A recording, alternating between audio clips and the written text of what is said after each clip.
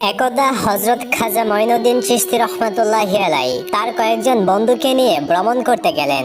ভ্রমণ করতে করতে তারা একটা পর্যায়ে মনোমুগ্ধকর একটা বাগানে পৌঁছালেন।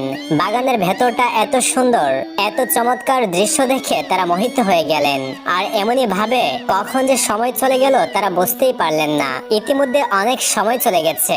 বাগানে নানা প্রকার ফুল ফল, ময়ূর পাকা মেলে নাচ করছে, ফুলে ফুলে ভ্রমর মধু আহরণ করছে, প্রজাপতি ডানা মেলে চমৎকার ভাবে উড়ে যাচ্ছে, গাছের ডালে বসে মনের আনন্দে কোকিল কুহু কুহু ডাকছে। সমস্ত বাগান মোহিত হয়ে আছে। তারপর তারা সবাই একটা জায়গায় বসে পড়লেন। একটা কথা বলে রাখছি, তাদের সাথে বড় পীর হযরত আব্দুল কাদের জিলানী রহমাতুল্লাহি আলাইহির একজন খাদেমও ছিল। সেই খাদেম বসা থেকে উঠে তাদেরকে রেখে বাগানের অন্যদিকে হাঁটতে গেলেন এবং বাগানের সৌন্দর্য অবলোকন করতে লাগলেন। এভাবে বাগানের ভেতর হাঁটতে হাঁটতে হঠাৎ করে তিনি দেখতে পেলেন বড় একটি দৈত্যকার সাপ তার দিকে এগিয়ে আসছে। তখন সেই খাদেম সাপটিকে লাঠি দিয়ে আঘাত করলেন। লাঠির আঘাতে সেই সাপটি সেখানেই মরে গেল। এই ঘটনায় খাদেম অনেকটা ভয় পেয়ে গেল। ভীত হয়ে তিনি তার বন্ধুদের কাছে চলে গেলেন। ঠিক এমনই সময় পুরো বাগানে ঘোর অন্ধকার নেমে আসলো। এতটাই অন্ধকার যে কোনো কিছু দেখা যাচ্ছিল না। এই ঘটনায় খাদেম আরো ভয় পেয়ে গেল। অল্প সময়ের মধ্যেই প্রচন্ড বেগে জ্বর আসলো। এমত অবস্থায় খাদেম থরথর করে কাঁপতে লাগলো। একে তো জ্বর তুফান, এর মধ্যে অন্ধকার, তিনি কিছুই দেখতে পাচ্ছেন না। খাদেম যেখানে অবস্থান করছিলেন সেই জায়গাটাতে ধোঁয়া বের হচ্ছিল এবং সেই ধোঁয়া থেকে বড় একটা দৈত্য বের হয়ে আসলো। দৈত্যকে দেখে বড় পীরের খাদেম সেখানেই জ্ঞান হারালো। এরপর সেই দৈত্যটি তাকে সেখান থেকে নিয়ে অদৃশ্য হয়ে গেল। এদিকে খাজা মঈনুদ্দিন চিশতি রহমাতুল্লাহি আলাইহি তার বন্ধুদেরকে নিয়ে বড় পীরের খাদেম ওই বন্ধুকে খুঁজতে লাগলেন। তারা অনেকক্ষণ ধরে চিন্তা করছিলেন তিনি কোথায় চলে গেলেন, কোথায় হারিয়ে গেলেন, এখন পর্যন্ত তিনি আসছেন না কেন। এভাবে অনেক খোঁজাখুঁজির একটা পর্যায়ে ঝড় থেমে গেল, অন্ধকার কেটে গেল। চারদিকে খোঁজাখুঁজি করেও তারা কোথাও বড় পীরের খাদেমকে পেল না। তারা ভীষণ চিন্তিত হয়ে পড়ল। এদিকে বড় পীরের খাদেমের যখন জ্ঞান ফিরে আসলো তিনি দেখলেন তিনি বড় একটা প্রাসাদে পড়ে আছেন।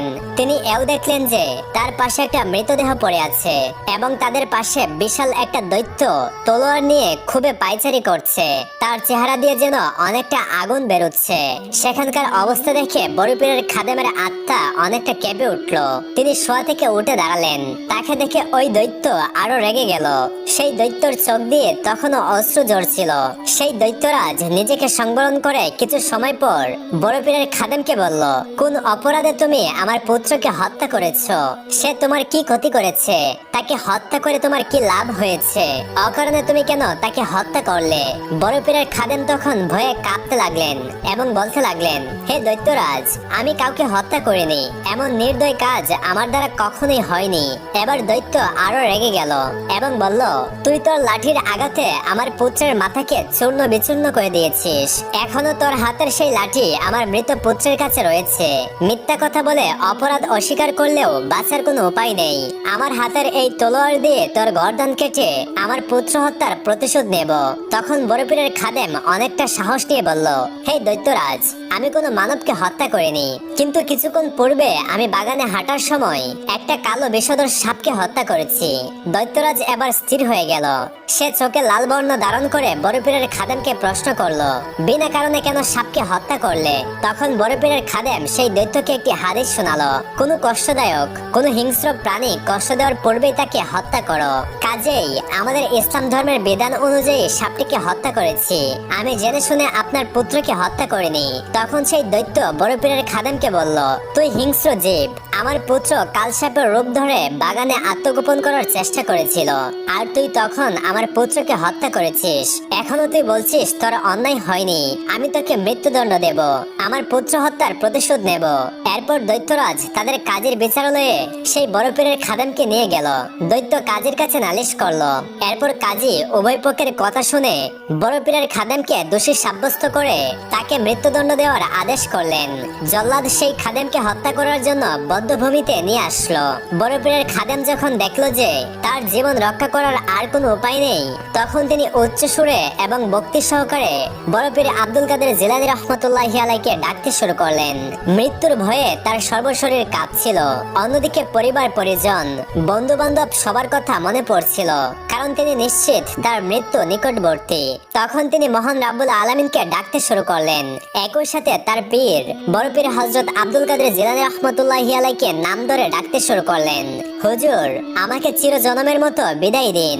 আমি আর আপনার সেবা করার জন্য আপনার পাশে থাকতে পারবো না। এই কথা বলতেই হঠাৎ করে বড় পীরের খাদেম লক্ষ্য করলো যে বিদ্যুৎ গতিতে একটা অশ্বারোহী যোদ্ধা এগিয়ে আসছে। এই বীর পুরুষটি এসে তার তরবারির আঘাতে জল্লাদকে হত্যা করে ফেললো। এদিকে রাজপুরীতে হুলস্থুল বেঁধে গেল। দৈত্যরাজ এই অবস্থা দেখে অবাক হয়ে গেল। সে বড় পীরের খাদেমের কাছে আসলো এবং বলল, আপনি কে? আমার কাছে বিশদ বিবরণ দিন। তখন বড় পীরের খাদেম বললেন, আমি বড় পীর হযরত আব্দুল কাদের জিলানী রহমতুল্লাহি আলাইহির একজন খাদেম। খাদেমের মুখে এই কথা শুনে দৈত্যরাজ বলল, আমাকে ক্ষমা করুন, আমি আপনার সাথে বেয়াদবি করেছি। আপনি বড় পীরের খাদেম, এটা যদি আমাকে আগে বলতেন তাহলে এমন ব্যবহার করতাম না। আমি আমার কৃত অপরাধের জন্য ক্ষমা চাচ্ছি, আমাকে ক্ষমা করে দিন। তখন বড় পীরের খাদেম বললেন, তুমি দৈত্যরাজ হয়েও মানব সন্তান, বড় পীরের নাম শুনে এমন পরিবর্তন হয়ে গেলে এত সম্মান তাকে কেন করো? উত্তরে দৈত্যরাজ বলল, যখন বড় পীর হযরত আব্দুল কাদের জিলানী রহমতুল্লাহি আলাইহি আল্লাহর আরাধনায় বসেন, তখন দুনিয়ার সমস্ত দৈত্য দানব পশু পাখি তার নূরের তাজাল্লিতে বিকশিত হয়ে ওঠে।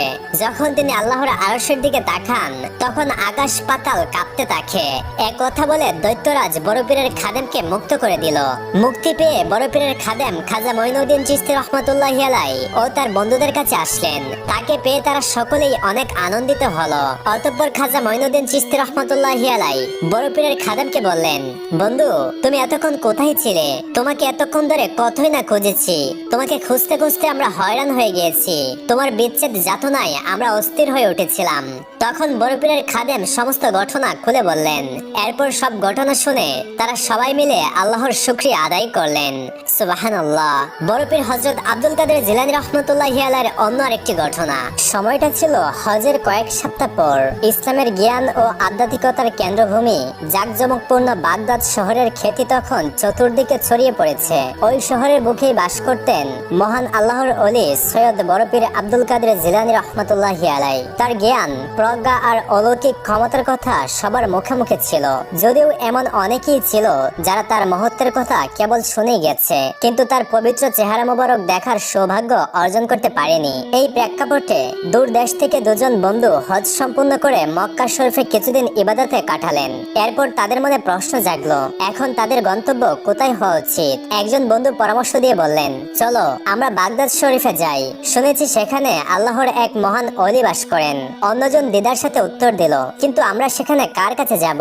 সেই বিশাল শহরে আমাদের তো পরিচিত কেউ নেই, না আছে কোনো আত্মীয়, না আছে কোনো বন্ধু। প্রথম বন্ধু ভরসার সাথে বলল, বন্ধু, পুরো পৃথিবী তো আল্লাহর জমিন, আর তার করুণা সর্বোচ্চই রয়েছে।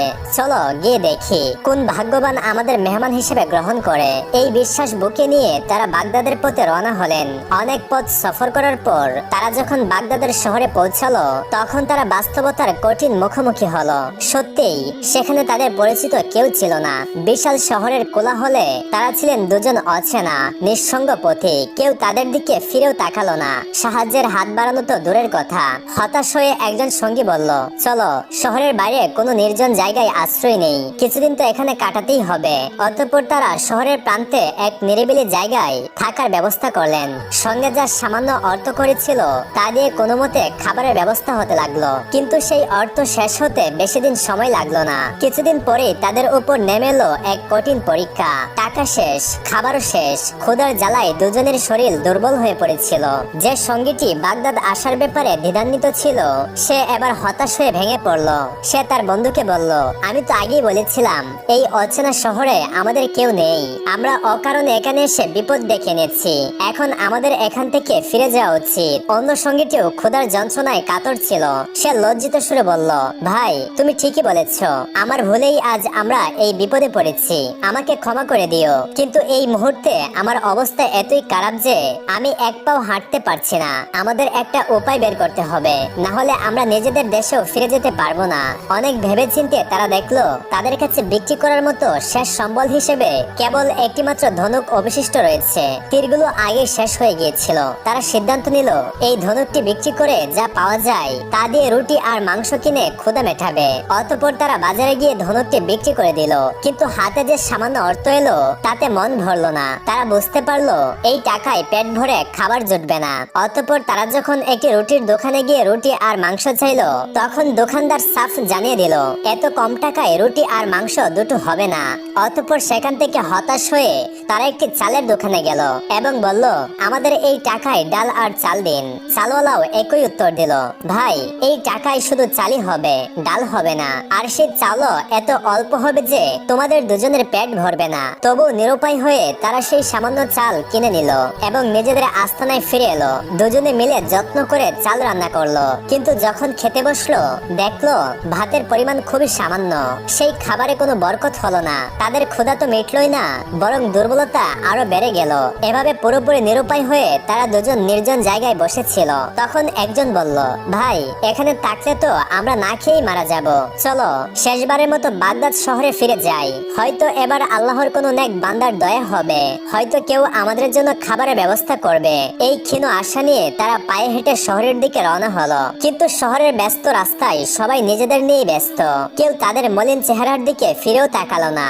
মনে হচ্ছিল এই শহরে মানুষত্বের কোনো অস্তিত্বই নেই। ক্ষুধা আর অসহায়িত্বে এক সঙ্গীর চোখ দিয়ে জল গড়িয়ে পড়ছিল। সে হতাশায় বলতে লাগলো, মনে হচ্ছে আমাদের এই ক্ষুধা আর কোনোদিন মিটবে না। ঠিক সেই মুহূর্তে এক পথচারী লোকের নজর তাদের উপর পড়লো। তাদের বিধ্বস্ত অবস্থা দেখে লোকটি কাছে এসে নরম সুরে জিজ্ঞাসা করলো, তোমাদের দেখে তো ভিনদেশী মুসাফির মনে হচ্ছে, কি হয়েছে তোমাদের? এমন ভাবে কাঁদছো কেন? তারা তাদের সমস্ত দুর্দশার কথা খুলে বলল। কিভাবে হজ করে এখানে এসেছে, কিভাবে টাকা শেষ হয়ে গেছে, আর কিভাবে ধনুক বিক্রি করেও তাদের ক্ষুধা মেটেনি, সবকিছু তারা লোকটিকে জানালো। তাদের কথাই ছিল গভীর হতাশা। একজন বলেই ফেললো, আমরা ভেবেছিলাম এটা আল্লাহর জমিন, এখানে অভাবীদের সাহায্য করার মতো মানুষ থাকবে, কিন্তু এখন মনে হচ্ছে এই শহরে মনুষ্যত্ব আর বেঁচে নেই। তাদের কথা শুনে লোকটি অবাক হয়ে গেল। সে মৃদু হেসে বলল, তোমরা কি গাউসুল আজম সৈয়দানা বড়পীর আব্দুল কাদের জিলানী রাহমাতুল্লাহি আলাইহির কথা শুনোনি? তারা বলল, হ্যাঁ আমরা তার নাম শুনেছি, কিন্তু তাতে কি হবে? তিনি কি মানুষের সাহায্য করেন? লোকটি আবার উজ্জ্বল মুখে বলতে লাগলো, অবশ্যই করেন। এই শহরে তার চেয়ে বড় দয়ালু আর কেউ নেই। তিনি তো আল্লাহর পক্ষ থেকে আমাদের জন্য এক উপহার। তার দস্তরখান এত বড় যে হাজার হাজার মানুষ প্রতিদিন পেট ভরে খায়। আমার এই ভেবে অবাক লাগছে যে তোমরা তার শহরে এসেও এমন অসহায় অবস্থায় আছো। সবার আগে তোমাদের তার মজলিসে যাওয়া উচিত ছিল। তার কাছে গেলে তোমাদের না চাইতেই সব সমস্যার সমাধান হয়ে যেত। লোকটির এই কথা শুনে সেই দুই বন্ধুর মনে আশা আর কৌতূহল জন্ম নিল। তারা ভাবলো, চলো নিজেরাই গিয়ে দেখি। লোকটি বলছে তিনি না বলতেই সব বুঝে যান, আমরাও পরীক্ষা করে দেখব তিনি আমাদের অবস্থা কিভাবে বুঝেন। এই ভেবে তারা দরবারের দিকে এগিয়ে গেল। যখন তারা সেখানে পৌঁছালো তখন দেখলো হযরত বড়পীর আব্দুল কাদের জিলানী রাহমাতুল্লাহি আলাইহির মজলিস চলছে। তিনি একটি বিষয়ে বয়ান করছিলেন। হাজার হাজার মানুষ পরম শ্রদ্ধা ও মনোযোগের সাথে তার কথা শুনছিল। তার আরবি উচ্চারণ এত মিষ্টি আর বলার ভঙ্গি এত আকর্ষণীয় ছিল যে তারা দুজন মুগ্ধ হয়ে গেল। তারা ভুলেই গেল যে তারা ক্ষুধার্ত এবং তাকে পরীক্ষা করতে এসেছে।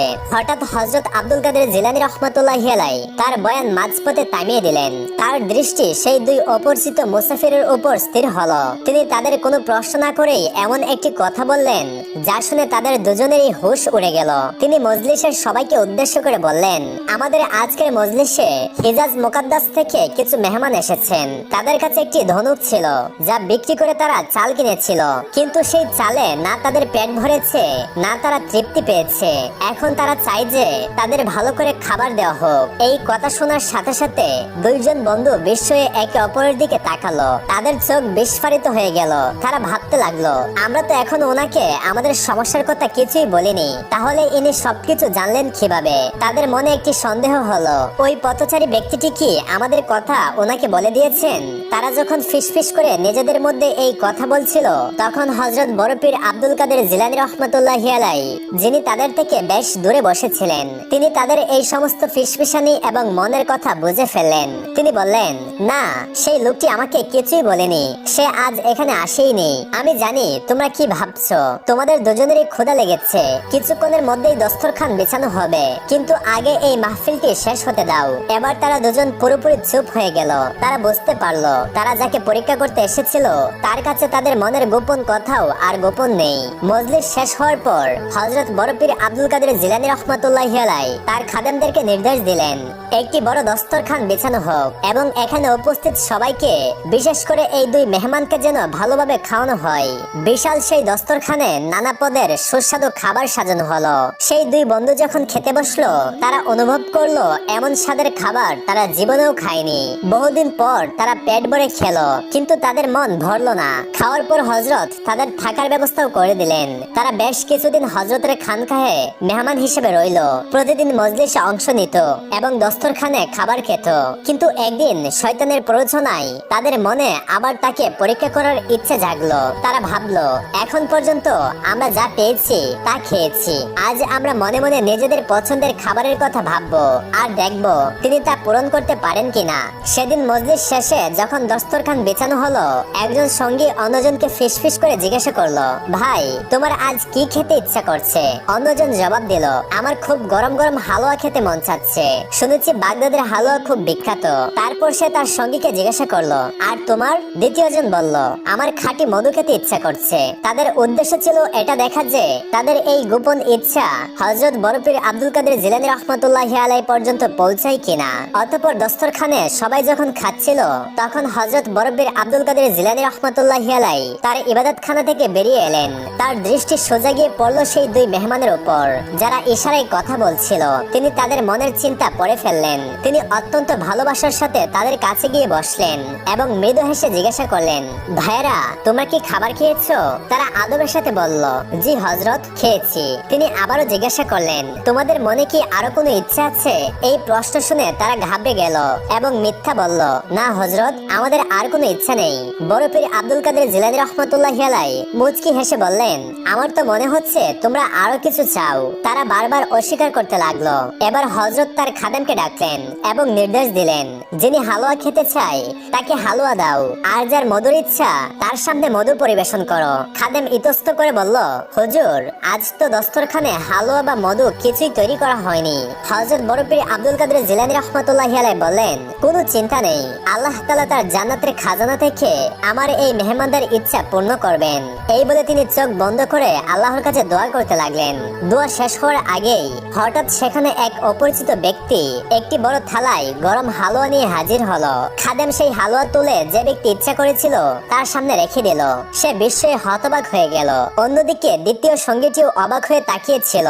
হযরত আবার চোখ বন্ধ করলেন এবং সঙ্গে সঙ্গে আরেকজন ব্যক্তি খাঁটি মধুর পাত্র নিয়ে হাজির হলো। হযরত ইশারা করতেই সেই মধু দ্বিতীয় ব্যক্তির সামনে রাখা হলো। এবার তাদের দুজনের মুখ লজ্জা ও শ্রদ্ধায় নত হয়ে গেল। তারা বুঝতে পারলো ইনি সত্যিই আল্লাহর এক ওলি, যার কাছে দৃশ্য ও অদৃশ্য জগতের কোনো কিছুই গোপন থাকে না। দস্তরখান শেষ হওয়ার পর সবাই যখন চলে গেল, তারা দুজন সেখানে বসে রইল। তাদের চোখে ছিল অনুতাপের অশ্রু। বড় পীর হযরত আব্দুল কাদের জিলানী রাহমাতুল্লাহি আলাইহি তাদেরকে কাছে ডেকে জিজ্ঞাসা করলেন, তোমরা কি কিছু বলতে চাও? এবার তারা কান্নায় ভেঙে পড়লো। তারা বলতে লাগলো, হে হযরত, আমাদের ক্ষমা করে দিন, আমরা আপনাকে পরীক্ষা করার মতো বড় ভুল করেছি। আমরা ভেবেছিলাম মনের কথা জানা কারো পক্ষে সম্ভব নয়, কিন্তু আজ আমরা নিজের চোখে আপনার কেরামত দেখলাম। আপনার দরবার থেকে সত্যিই কেউ খালি হাতে ফিরে যায় না। তখন হযরত বড় পীর আব্দুল কাদের জিলানী রাহমাতুল্লাহি আলাইহি বললেন, এসব আল্লাহ পাকের দান। তোমরা মক্কা থেকে রওনা হওয়ার আগেই আমাকে তোমাদের আগমনের খবর দেওয়া হয়েছিল। তোমরা আল্লাহর মেহমান, আর আল্লাহ আমাকে তোমাদের সেবক বানিয়েছেন। তার মহানুভবতা ও ভালোবাসায় দুই বন্ধুর অন্তর বিশ্বাস ও শ্রদ্ধায় পরিপূর্ণ হয়ে গেল। তারা কেবল সেদিন নিজেদের পেটের ক্ষুধা মেটায়নি, বরং নিজেদের আত্মার খোরাকও খুঁজে পেয়েছিল। ছিল হযরত বড় পীর আব্দুল কাদের জিলানী রাহমাতুল্লাহি আলাইহির অন্য একটি ঘটনা। এটি সেই সময়ের কথা যখন হযরত আব্দুল কাদের জিলানী রাহমাতুল্লাহি আলাইহির আধ্যাত্মিকতার আলোয় গোটা জাহান আলোকিত ছিল। বাগদাদের কাছের এক গ্রামে এক বৃদ্ধা মা তার নাফরমান ছেলের সাথে বাস করতেন। ছেলেটি ছিল অত্যন্ত উগ্র ও বদমেজাজি। সে তার মাকে সম্মান তো করতই না, বরং প্রায়ই মারধর করত এবং বলতো, তোমার ইবাদতের কোনো শক্তি নেই, থাকলে আমাকে সঠিক পথে আনতে পারতে। বৃদ্ধা মা প্রতিদিন সেজদায় পড়ে আল্লাহর কাছে ছেলের হেদায়েতের জন্য কান্না করতেন। একদিন তিনি শুনলেন যে হযরত গাউসুল আজম বড় পীর আব্দুল কাদের জিলানী রাহমাতুল্লাহি আলাইহি তাদের গ্রামের পাশ দিয়ে যাবেন। এই খবর শুনে বৃদ্ধা তার কাঁপতে থাকা পায়ে লাঠিতে ভর দিয়ে প্রখর রোদের মধ্যে ছুটে গেলেন গ্রামের সেই পথে। বেশ কিছুক্ষণ অপেক্ষা করার পর হঠাৎ তিনি দেখতে পেলেন বড় পীর হযরত আব্দুল কাদের জিলানী রাহমাতুল্লাহি আলাইহি সেই পথে হেঁটে আসছেন। অতঃপর তিনি হযরতকে অনুসরণ করে তার সামনে গিয়ে দাঁড়ালেন এবং তার পায়ে পড়ে গেলেন। কাঁদতে কাঁদতে বলতে লাগলেন, হুজুর, আমার ছেলে আমার কথা শুনে না, সে আল্লাহর হুকুম মানে না, আমার উপর জুলুম করে, আপনি দয়া করে কিছু একটা করুন। হযরত চোখ বন্ধ করে কিছুক্ষণ চুপ রইলেন, তারপর শুধু বললেন, মা, আপনি বাড়ি ফিরে যান, আজকের পর থেকে আপনার ছেলে আপনাকে আর কখনোই কষ্ট দিতে পারবে না। অতঃপর বৃদ্ধা বাড়ি ফিরে দরজার সামনে এক অদ্ভুত দৃশ্য দেখলো। তার ছেলে কুকুরের মতো চার হাত পায়ে বসে আছে, তার চোখ দিয়ে অশ্রু ঝরছে, তার জিভ বেরিয়ে এসেছে এবং তার সারা শরীর লোমে ডেকে গেছে। সে তার মাকে দেখে কুকুরের মতো আওয়াজ করে বলল, আম্মা, আমি তোমার সেই নাফরমান ছেলে, আমি আল্লাহর এক কামেল ওলির সামনে বেয়াদবি করার শাস্তি পেয়েছি, আল্লাহ আমাকে কুকুর বানিয়ে দিয়েছেন। মা, আমি আপনাকে সারাটা জীবন অনেক কষ্ট দিয়েছি, আজকের পর থেকে আমি আর কখনো আপনাকে কষ্ট দিতে পারবো না। মা, আপনি আমাকে মাফ করে দিন। প্রিয় দর্শক শ্রোতা, গাউসুল আজম বড় পীর আব্দুল কাদের জিলানী রাহমাতুল্লাহি আলাইহির এক নজরের কেরামতে সেই নাফরমান ছেলেটি সবার জন্য এক শিক্ষণীয় উদাহরণ হয়ে রইল।